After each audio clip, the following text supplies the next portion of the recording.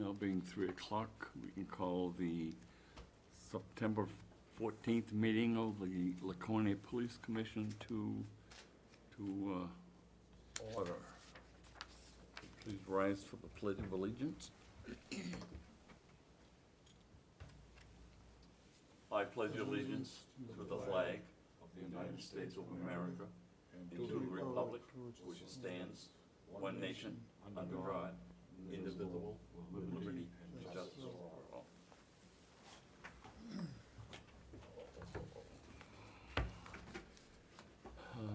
Let the minutes show that recording secretary, executive assistant Laurie Marsh is at the table. A roll call, Commissioner Mello? Yeah. Commissioner Davis? Here. Commissioner Woodham? We are all present, and I'd like to recognize Chief Canfield sitting at the table.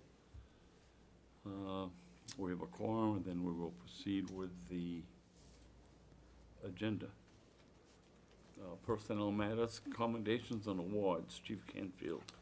Nothing for awards at this time, but we're working on organizing the annual awards ceremony, which will be held again at the Opera House in November, but looking to lock down the date with them. So as soon as I know, I will let you know.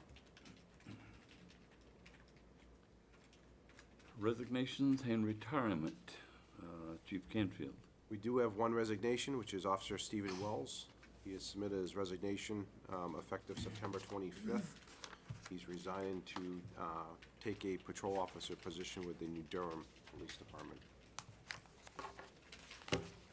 So he has a job there then? He will, I think. They were in doing his background today, so.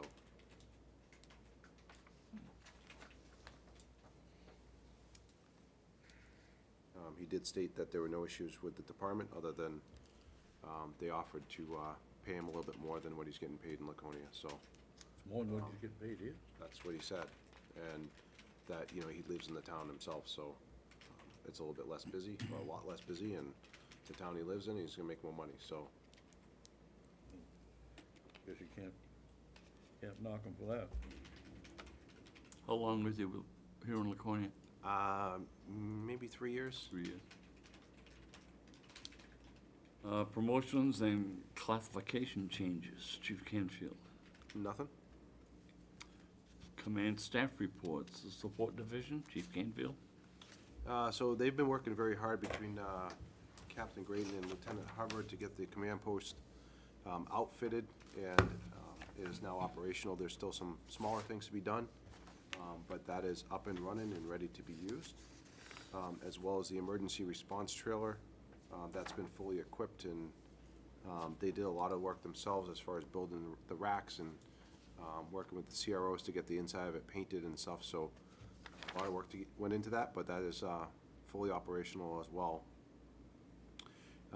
We applied for a traffic radar equipment grant through the Office of New Hampshire Highway Safety. We'd been approved for $16,000 in our CIP for this year. That was originally allocated to purchase an additional signboard reader with a built-in radar. We took that $16,000 and applied for this grant through Office of Highway Safety, which requires it pays 75% and requires a 25% match. So we were essentially able to take that $16,000 in CIP money, apply for this grant, and quadruple it. So we essentially got, actually, I'm sorry, I think it was about $64,000 from that we turned that $16,000 into by applying for this grant. So this grant will provide for actually 2 signboards with radar, a stealth pack so you can monitor speeds and get speed counts, speed surveys done, as well as it's an additional approximately $100,000 to in equipment for CDR, which is crash data recorders. That would enable the accident reconstruction team to do downloads of the computers in cars from crash vehicles and give us the data from that. So that grant was 100% funded as well. So we got both of those just utilizing that $16,000 that we had in city CIP money. In addition, those would be going to council next meeting for their public vote on it, but I don't see any issues with that being that there's no additional money. We also approved for a Office of Highway Safety, they call it a COB grant. It's a Community Outreach Betterment Grant in the amount of $20,000 to provide education for driver awareness, pedestrian safety. So that will go into education in the schools, some of our driver ed schools, some of our elderly homes. We're gonna be doing some events at the PD, some car seat safety events, so that's what that money will be used for. We had 3 new vehicles for our fleet that were ordered with CIP money from last year. They were ordered last spring through Ford. We got notice from Ford that just a few weeks ago that they up and canceled our order, and they said that you can order the 2023 vehicles with an increase of $10,000 per vehicle each with 0 notice. So that wasn't really an option, especially the time frame to wait, an additional $30,000. So we reached out to a company called MHQ in Massachusetts that is a large supplier of police vehicles. They had over 200 police vehicles in stock, so we were able to get them for the same price from MHQ, and they said that they would have them 30 days to take delivery of them. So that was a good solution to a problem that just popped up. In addition to that, under our CIP, we were approved for funding for a new police vehicle, new police motorcycle, which I believe will be purchased from Seacoast Harley, who has the state bid for those. And that's it for support.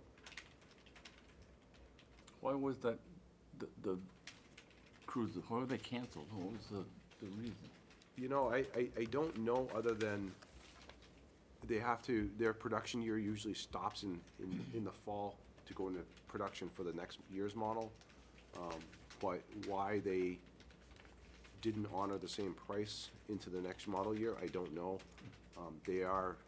Ford kind of has the market on police vehicles now, because the Dodge Chargers that a lot of agencies ran no longer produce a police vehicle.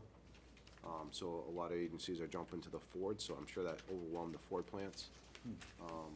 Because there's really only Ford, and like the Chevy full-size SUVs is really the only model for choice of police vehicles right now, so.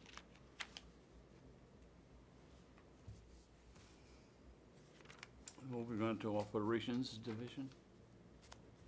Chief? So Operations Division, been working on an active shooter tabletop exercise and a full-scale exercise. As you recall, these are fully funded by Department of Homeland Security in active shooter response, not only with our department, but we'll be including our partner agencies throughout the county. The tabletop exercise will be held on March 15th, and the full-scale exercise will be held on April 15th. We've done several full-scale exercises at the middle school, Woodland Heights, the high school. We'll be looking to do this one at the Pleasant Street Elementary School. So certainly the active shooter response from all levels, whether it be a command response, an initial patrol response, or mutual aid with our partner agencies, is tops on our list as far as doing that, especially when we see things like Uvalde. So we'll be looking to do more training on that. They've been really busy with planning for the Ironman event, which happens this weekend in combination with Reach the Beach, which is this Friday night. So when it rains, it pours. That will be all hands on deck. I think pretty much the majority of the officers will be working to help with that event on Sunday. They've also been working on some smaller events, Oktoberfest, which would be up in the Weirs, the weekend of October 6th, along with Pumpkin Fest, the end of October. The fall schedule is out, so officers are working that, and the fall in-service training has begun, and today they're working on de-escalation training and less lethal recertification. Do you know when Reach the Beach will be coming through Laconia? Any idea? I know it's at night, but It's usually at night, yeah, I want to say like 10 o'clock, I'm not sure the exact times. I can find out though. Yeah, I was just curious. It's usually that like 10 o'clock to like 1 o'clock in the morning type of thing. Well, this Ironman's gonna go from Friday right through to Sunday then. Well, the events will happen, the registration and stuff, but the actual race happens just on Sunday. Just on Sunday? Yep. So they'll do the swim portion first, at Opeechee, then they'll jump on their bikes, they'll ride up Parade Road, up through into Meredith around the traffic circle, ride down, to Loudon, turn around, come back to Opeechee, and then they'll do the run, which is essentially around it's on the Wow Trail, mostly around Lake Opeechee, and then the second leg of it darts out into like the Shore Drive area to get some extra mileage and come back, so, yeah, so, So Sunday's a good day to get out of town. it absolutely is, if you want to avoid the traffic. That active shooter thing at Pleasant Street, will you be using the new command vehicle as a, We will. Yep, we absolutely will. get in? Yeah. That was actually one of the last full-scale exercises that we did. That was one of the recommendations from the evaluators, was that we had no way of centralizing communications, and that was a breakdown. So that was part of the justification for getting the command post. So it'll be interesting to test the capabilities of that and work that into the exercise. Neat.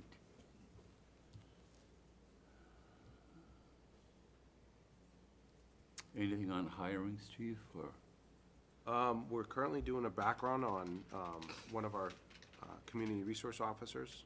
She graduated from college last spring and looking to come on board as a police officer, so that's nearly done. We anticipate being able to present her to you for hire sometime next month. So that's positive. With Stephen Wells resigning, that will keep us at full staff, not including the additional 4 positions that we were allocated. So we are working on that. We have 3 applicants that have passed their PT test. They'll be doing oral boards on September 19th, so I'm hoping that out of 3, we get 1, maybe, that we can move on to a background investigation. And then we're doing a background on a dispatcher to fill our vacant dispatch position.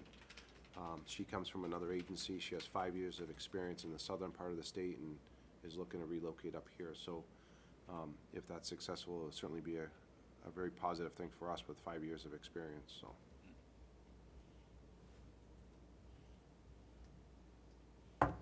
I noticed an ad in one of the newspapers recently where a town had a posting for officer's position, and they wanted certified candidates only.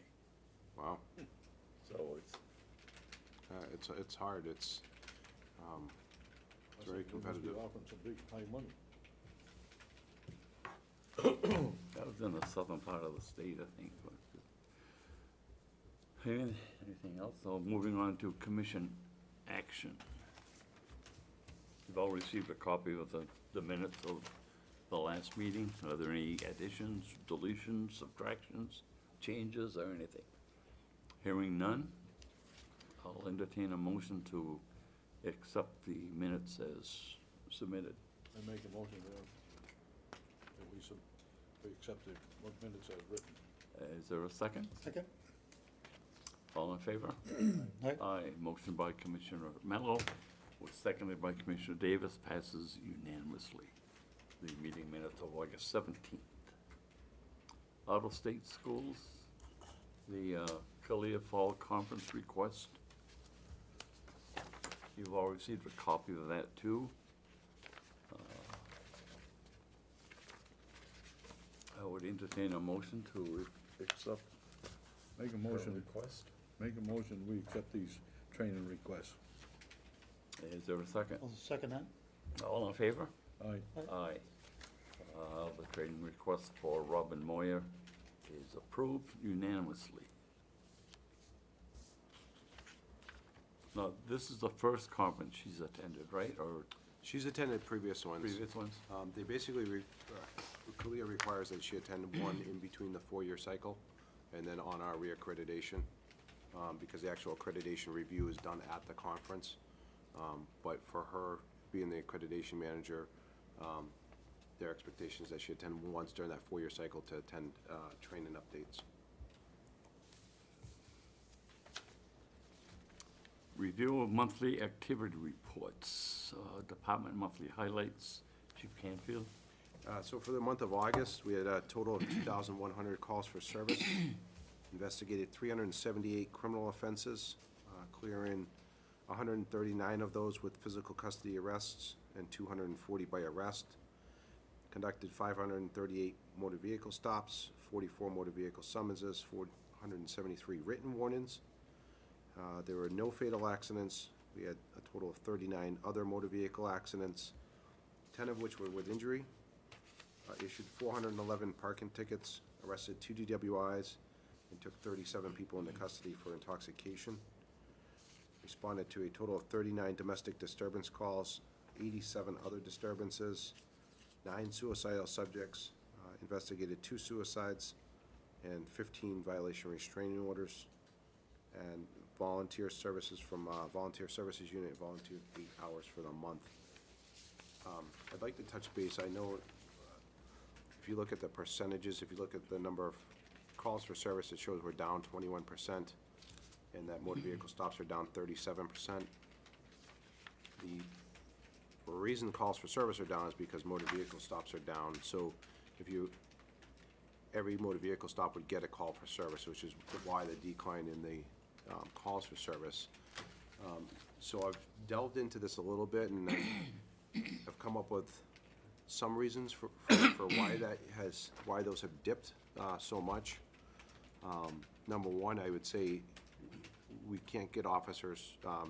Officers not able to fill the grant safety or the highway safety grant details, which are all motor vehicle enforcement, including motor vehicle, pedestrian, and distracted driving details, as well as DWI details. For the month of, or year-to-date, we've been unable to fill 18 8-hour DWI details, 6 4-hour speed details, 5 4-hour pedestrian bike patrol details, and 4 4-hour distracted driving details. So if you equate that, I would expect that would get probably around 800 to 1,000 vehicle stops out of those grant details, which would go a long way to contributing to that decline in stats. Further, I would offer that those stats are down a bit because of certain increased training requirements, not only required by our CLIA accreditation, but also some of the more modern policing requires a lot more extensive training, which takes people off the schedule. I would say that's to a lesser degree, but also the increase in the need to address other issues, other quality of life issues. We've made a very big concerted effort this summer to have a lot of mountain bikes out there on the WOW Trail and in the downtown area, which when you take an officer out of a car and put him on a mountain bike on the WOW Trail or in the downtown area, he's not in a vehicle stopping cars. So there's your decline in productivity for that shift. If you multiply that times 2 or 3 officers, 5 or 6 days a week, it adds up. In addition, as you know, the homelessness issue in the downtown and throughout the city has become an issue. So the last 6 or 8 weeks, we've really made a big push for that. There was one point we got to the point of, especially here in Rotary Park, we had officers down there on a rotational basis every hour. We had officers rotating down through there, as well as walking in the downtown area, addressing those homeless issues. But again, when you pull officers and put them down there, you're taking them out of a car and they're not producing the motor vehicle enforcement. So it's kind of like squeezing a balloon. You're addressing the homeless issues, well, you're going to have declines in traffic enforcement. You're doing traffic enforcement, you have less resources to deal with that stuff. So it's kind of a juggling act, but I just want to kind of give you a little explanation of what I found when I looked into that.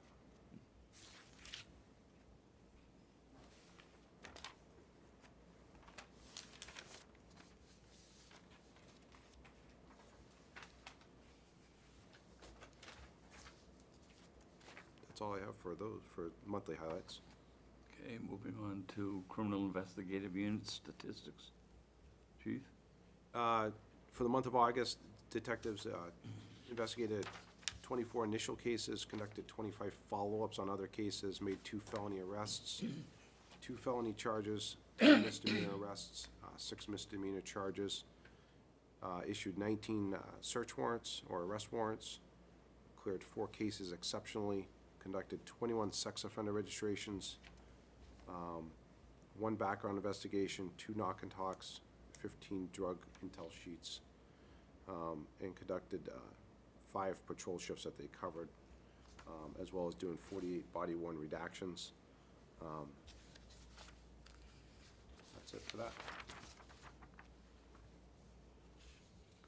Your review of the stops that you spoke about previously with the decrease in figures, is that gonna go out in a written statement to the commission? And maybe with a copy too? Sure, I can The get that to you. liaison or the things that Absolutely.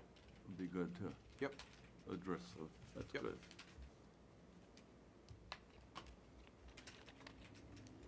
Moving on to budget printouts. Nothing, unless there's any questions. Our budget is on track. Moving on to traffic statistics.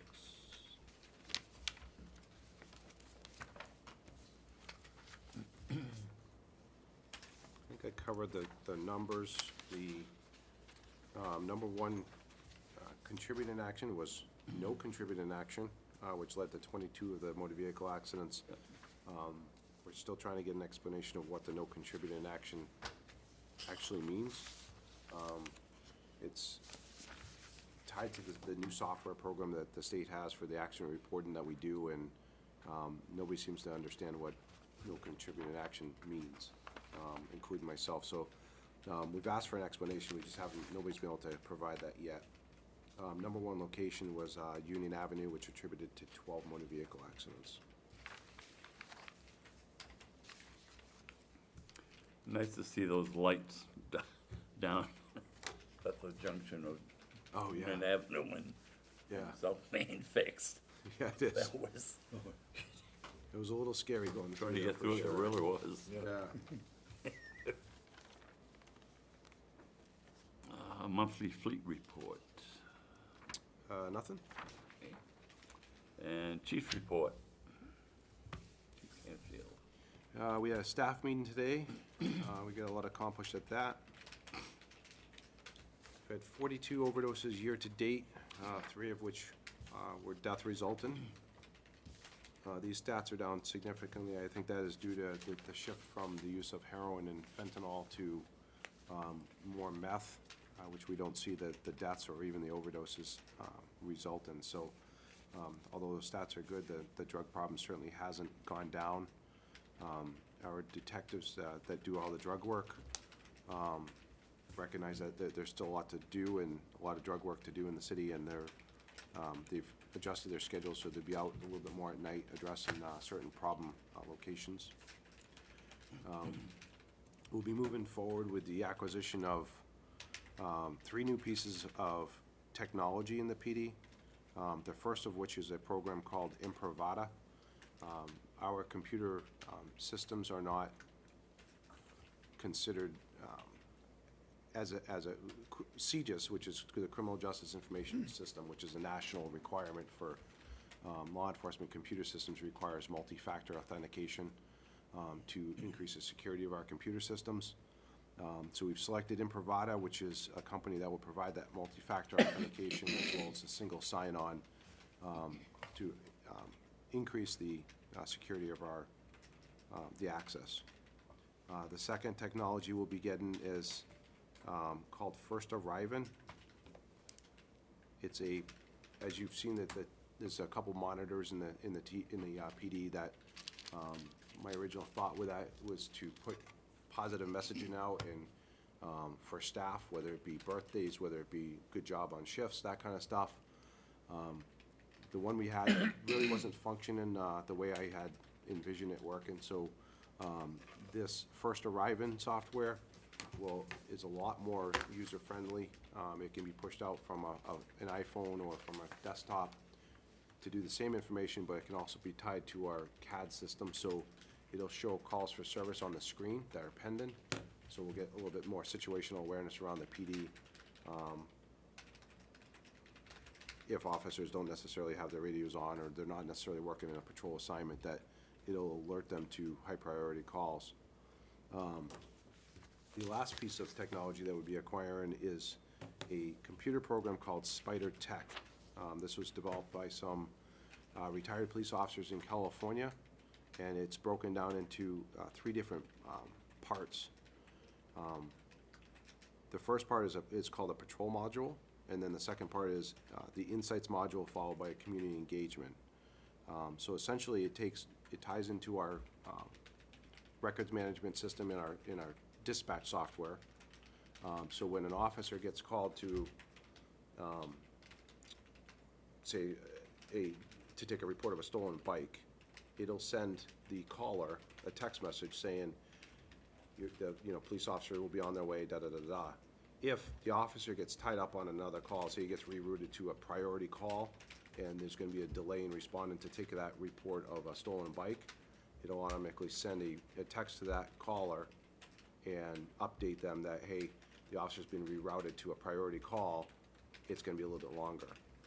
I guess I equate it to Amazon. When you order something on Amazon and you get that text message saying, hey, your package is gonna be delivered tomorrow, but then it's delayed and you get the follow-up text, even though you know it's not gonna be delivered for 2 days, you're a little bit more understanding of it versus your package just never showing up. So it incorporates that. It also incorporates the patrol module, which after the officer clears the call, it sends them a text message and asks them, or one, it gives them a survey that they can fill out right then, but it also gives them a link that they can provide information if they have further information regarding the case. It gives them the case number and how to follow up. In addition, when an arrest is made, it notifies the victim that an arrest has been made. So it does a lot of automatic follow-up that I think will engage our community a lot deeper. The last part of this software is called the Insights module, which when it gives them that final text message after the officer clears the call, it sends them a link to a survey that they can fill out, which we can analyze the results and produce it. We don't get a lot of results anymore from logging onto our website and doing the community survey or by the officer's business card with a QR code. We get 1 or 2 of those a month maybe, which you see in your commission packet. So I'm hoping that we can ramp this up. It's been the company's experience, they're in the 47% range that they get responses from, so a lot better response with that. Last part of that is that as part of that text message, it gives the caller or the victim a chance to opt in to community blasts. So it'll build a database for us if they opt in, that we can send community messages out to them. So if we're doing a citizen academy, we can just use that as a means of communication to the community and say, hey, we're doing a citizen academy on these dates. If you're interested in, contact so-and-so. So really, really cool technology. We're first in the state for all 3 of these.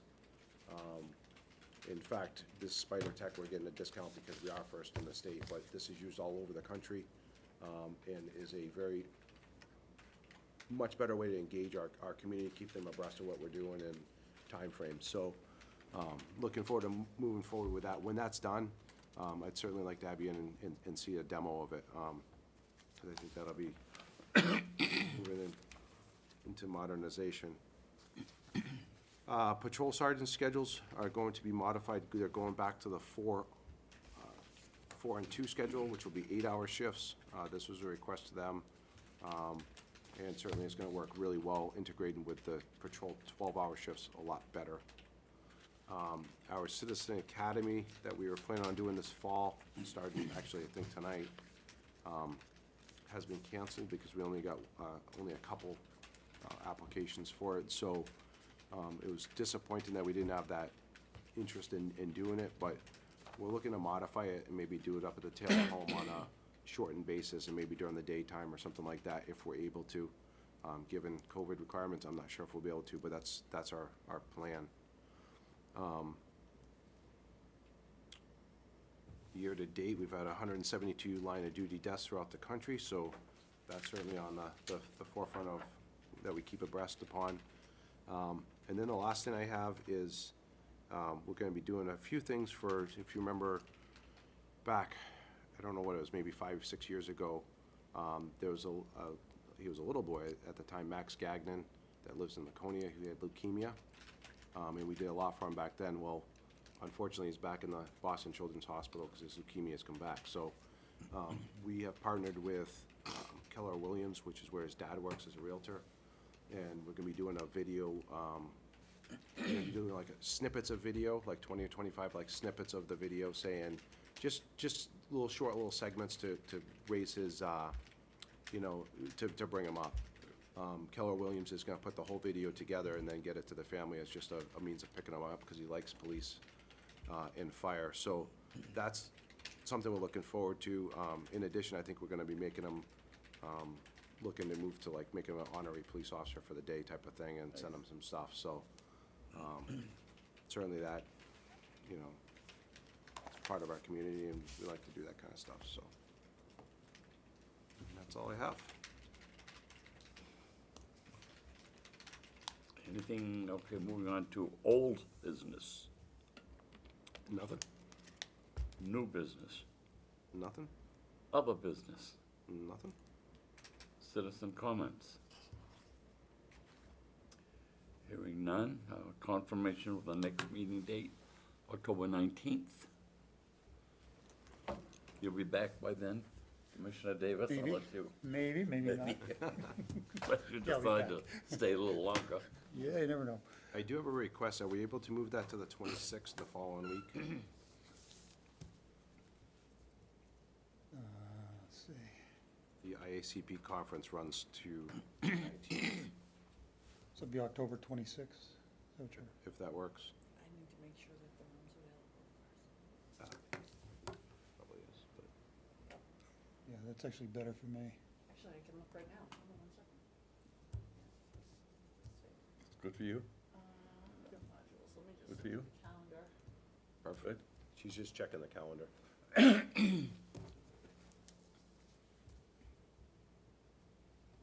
That would have been my wedding anniversary. That day. Doesn't look like anything's in there, so I will 26th, the put on next our day, my request brother to was get to 21. 26th. Perfect. Okay, 26 it is. Anything else? Hearing none, I have a motion to adjourn. Make a motion, we adjourn. For a second. Second? All in favor? Aye. Okay. Aye. Motion made by Commissioner Mello, was seconded by Commissioner Davis. Passes unanimously. The meeting adjourned at 3:33.